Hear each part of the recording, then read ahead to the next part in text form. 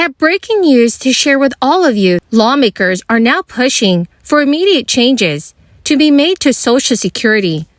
And these changes will negatively impact millions of seniors that receive Social Security or SSI monthly checks. So my friends, please make sure that you watch until the end of this video, because I will be sharing with you everything that you need to know about these new proposals. Also, I will be giving away a $50 Walmart gift card every day during the month of December. If you would like to enter these daily giveaways, please make sure that you click and like several of my videos and then comment below the keyword of each video that you watch. My friends, the more videos that you comment on, the more likely your chances of winning these giveaways. Big federal spending in a hot economy, consumer price inflation jumped right up. Fed did nothing to offset it.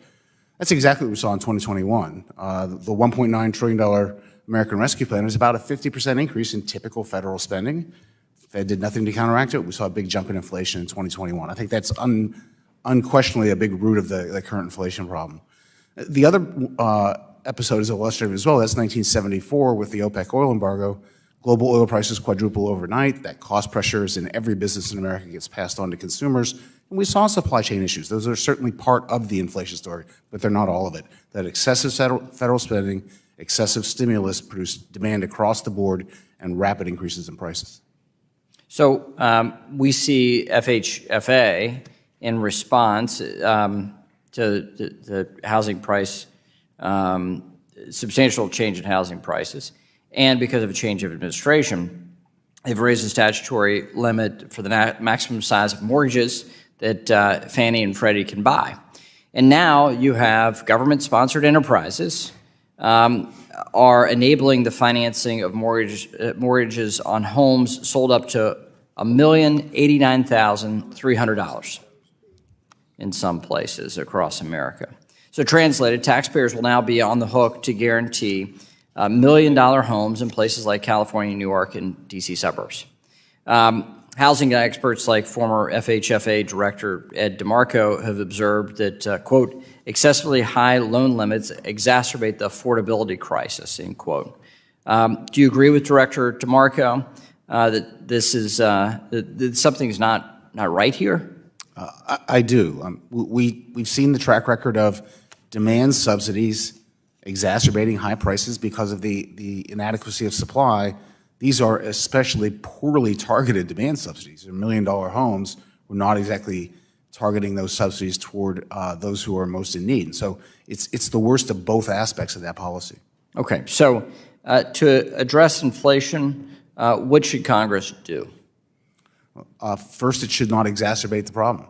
I mean, that's the number one thing that a future Congress could do, is not put the U.S. in this position again. As I mentioned, now that inflation is entrenched, there are no good choices for combating it. According to a new interview with lawmakers, the GOP is preparing to use next year's debt limit talks to potentially slash crucial anti-poverty programs like Social Security. Senate Republican John Thune said that slashing such programs would be a solution to the national debt. Bloomberg News recently reported that Senator Thune said threatening a default, which would have a catastrophic consequence for the economy and risk triggering a recession, may be an option for the party to focus the cuts. Senator Thune told reporters, "I think there's been a pretty broad bipartisan understanding that default's not an option."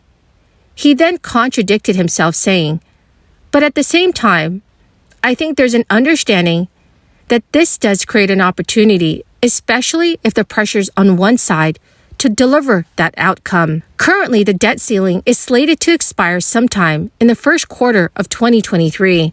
House Republicans are on board with the plan. In October, House Minority Leader Kevin McCarthy said that the party is planning to use a debt ceiling to push through Republican priorities, like slashing Social Security and Medicare.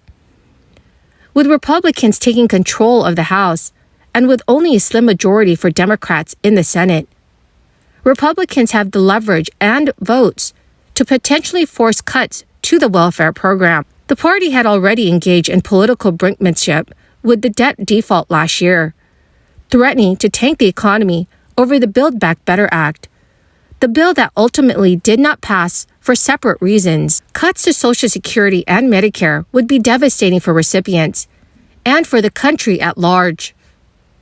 Social Security is consistently the most effective program in the U.S.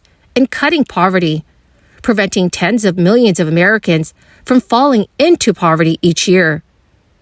Medicare and Medicaid are also crucial anti-poverty measures, with tens of millions of people dependent on the programs for health care coverage. Introducing cuts at a time when many people are dependent on the programs and who are already struggling to survive could potentially cause millions of more Americans to experience poverty, continue working far past typical retirement age just to afford basic needs, or to be thrown into deep economic and personal instability due to lack of health care coverage. The key word for this video today is Yellowstone National Park. If you would like to enter today's Walmart gift card giveaway, please click and like several of my videos and then comment below this keyword, which is Yellowstone National Park, and additional keywords of any video of mine that you watch. And do make sure, friends, that you're also subscribed to my channel. A recent poll by Data for Progress found that 83% of voters oppose Republican plans to cut Social Security and Medicare, with results lining up with other polls finding that voters want increases to Social Security, not cuts. Progressives like Senator Bernie Sanders have been pushing for Congress to expand Social Security, stating that the government could easily do so by ensuring that people with higher incomes pay their fair share into the program.